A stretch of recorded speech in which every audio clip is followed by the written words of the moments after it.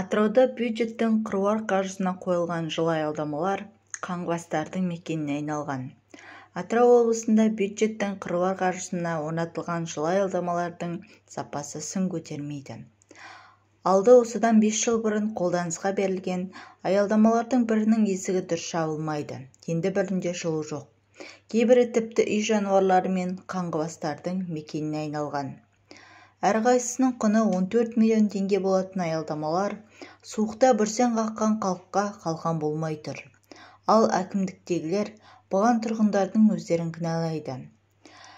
Жұлдыз Тілеухан тілшінің айтуынша, қазір қаланың орталық көшесіне орнатылған жылы жабық аялдамалардың бірінде тұр.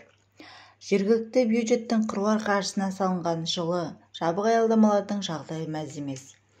Бірінің есігі сынған, енді бірінде жылу жоқ. Кейбірінің іші тау-тау қоқысқа лық толы. Әрқайсысының құны бір бөлмелі пәтерден қымбат тұратын аялдамалардың күйі адам шошырлық. Құдды бір үй жануарлар мен маскүнемдердің мекеніндерсің.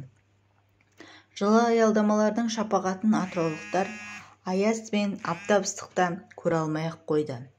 Өйткені аты болғанымен заты сай емес дейді. Діңкелері құрыған жұрт. Әкімдік қызметкерлері аялдамаларда жылудың жоқтығына қондырғының қосатын бөлігін қолды еткен бұзақылар кінәлі дейді. Ал ішінің қайта-қайта қоқысқа толып кететін, таза ұстауға тырыспайтын тұрғындардан көреді. Десе де жауаптылар сенімгерлік басқаруға берілген аялдамаларды кезең-кезеңмен қалыпқа келтіреміз деп уәде етті.